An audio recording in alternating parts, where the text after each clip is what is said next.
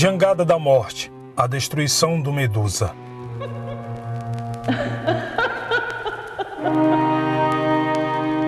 Quando um navio chamado Medusa partiu de Rochefort, na França, em 1816, muitos a bordo viram um futuro brilhante para si. Os tripulantes da embarcação estavam escapando de um país dilacerado, duramente dividido pela guerra, revolução e eventual restauração. Com o Império Francês se debatendo e um bando de nacionalistas criando leis mais severas para os imigrantes ilegais e endurecendo a burocracia e os impostos para os pobres comerciantes locais, a promessa de um novo começo em uma nova terra era atraente para muitos. Mas, infelizmente, a inocente tripulação do Medusa não fazia ideia do que lhe esperava em alto mar. Eles encontrariam uma dificuldade de sobrevivência ainda maior do que estavam acostumados.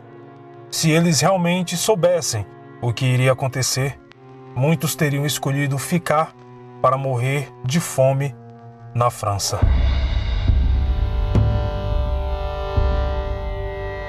Olá, seja muito bem-vindo ao canal Paralelo Metafórico. O meu nome é Daniel e antes do vídeo de hoje, eu gostaria de indicar o projeto do meu amigo Flávio. É o canal Espaço Obscuro, que faz parte do grupo de criadores do terror.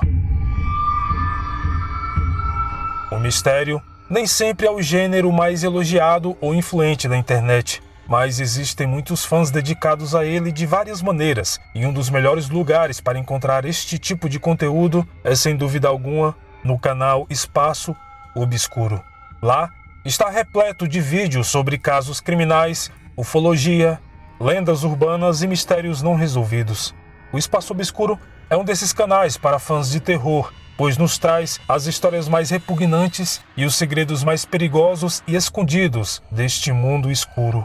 Com vídeos bem elaborados, este canal assustador do YouTube é o lar de histórias aterrorizantes. E se você quer o melhor do conteúdo de terror e mistério aqui na plataforma, inscreva-se no canal Espaço Obscuro para não perder nenhuma de suas histórias perturbadoras. Vão lá, se inscrevam e eu tenho certeza que não vão se arrepender. O link para o canal está aqui na descrição. Agora, vamos ao vídeo de hoje.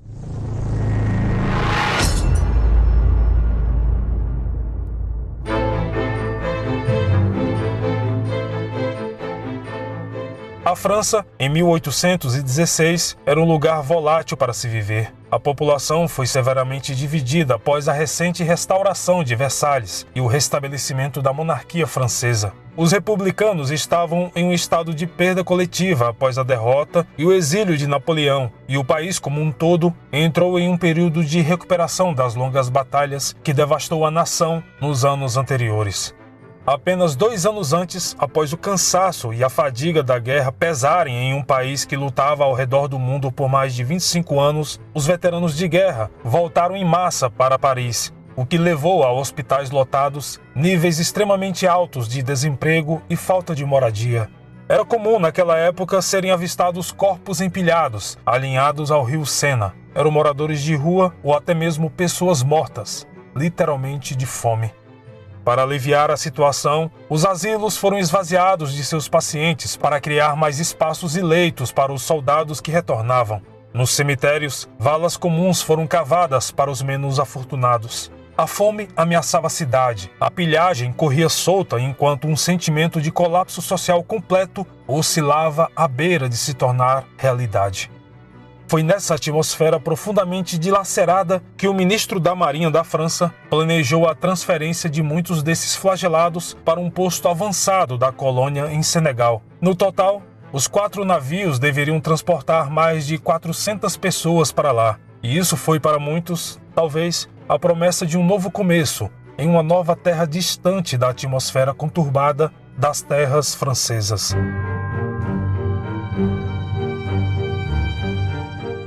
Os 4 navios do comboio zarparam de Rochefort para Senegal em junho de 1816. Seus respectivos nomes eram Echo, Loire, Argus e uma fragata chamada Medusa.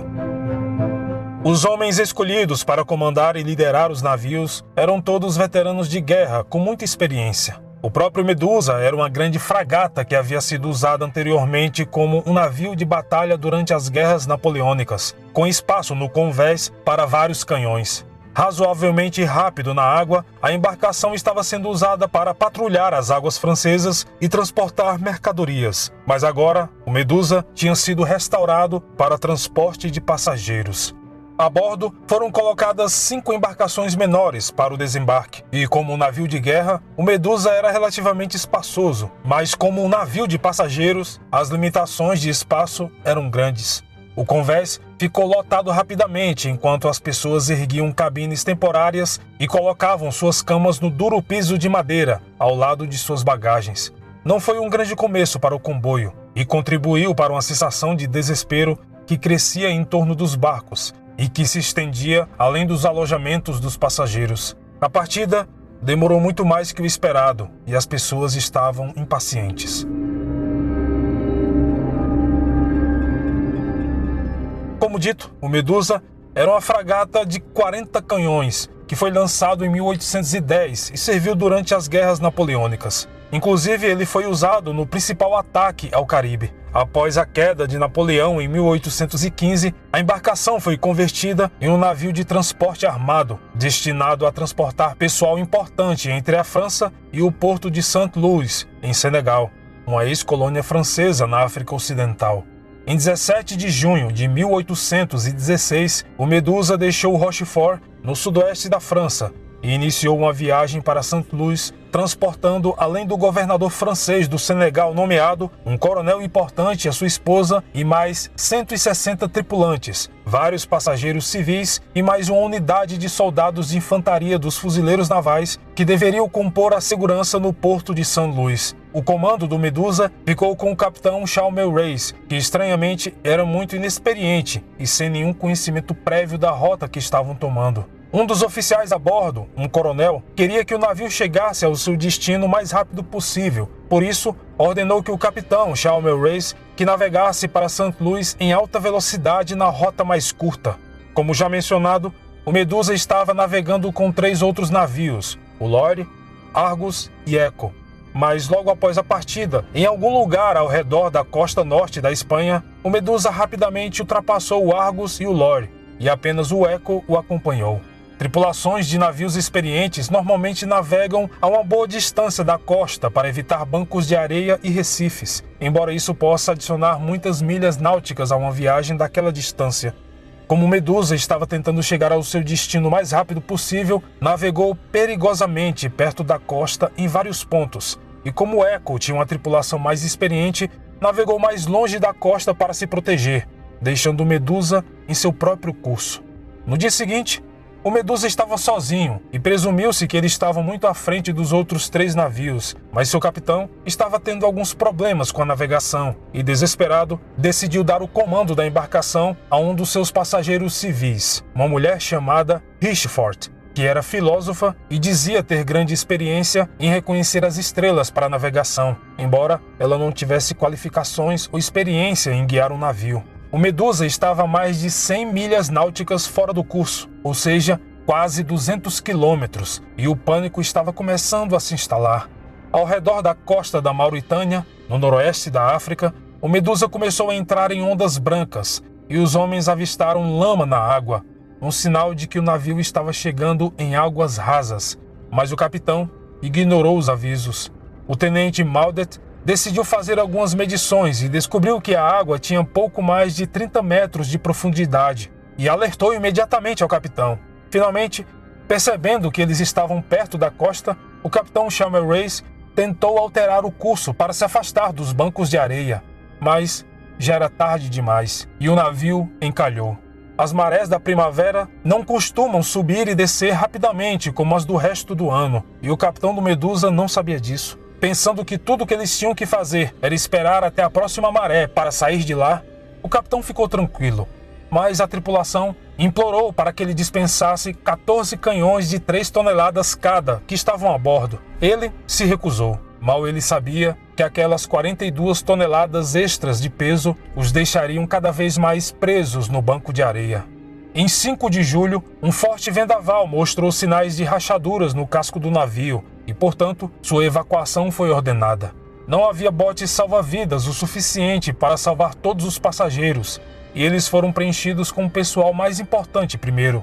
deixando todos os passageiros da classe baixa e membros da tripulação embarcando em uma grande balsa que eles mesmos construíram. Essa jangada era feita de várias peças de madeira do navio e não tinha meios de navegação. Ela media 20 metros de comprimento e 7 de largura e era praticamente um pedaço de madeira destinado a ficar à deriva. Mas o plano era usar os botes salva-vidas para rebocar a jangada até um local seguro, mas ela era muito pesada e por isso os oficiais mandaram cortar a corda que guiaria a balsa e navegaram em segurança para a costa da África, deixando o bote para trás.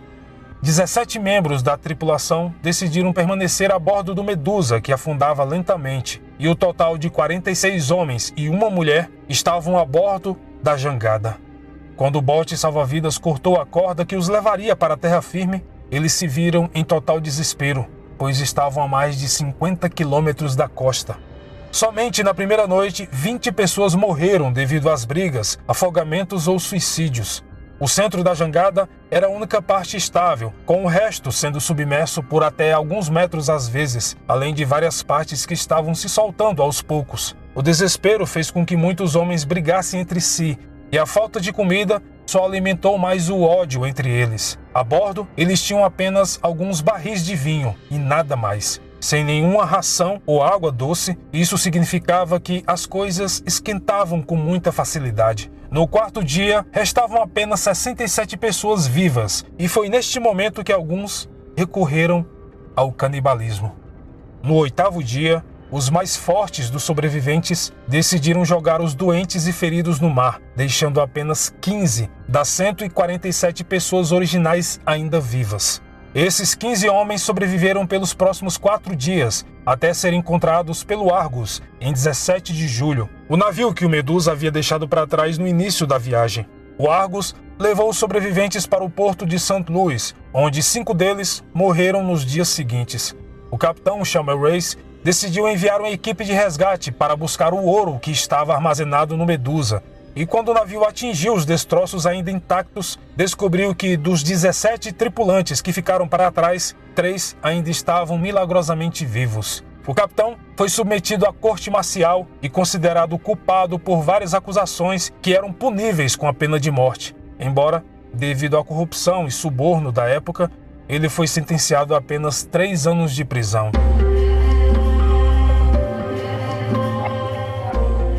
Quinze infelizes pessoas, todas quase nuas, seus corpos e faces desfiguradas pelos raios escaldantes do sol. 10 dos 15 mal conseguiam se mover. Seus membros superiores estavam cheios de escoriações. O sofrimento estava profundamente impresso em suas feições. Os seus olhos pareciam vazios e quase selvagens. As longas barbas tornavam a aparência desses pobres homens ainda mais assustadora. Eles se tornaram apenas sombras de si mesmos. Por quantas provações terríveis não passaram, abandonados à míngua no meio do oceano, literalmente sem rumo.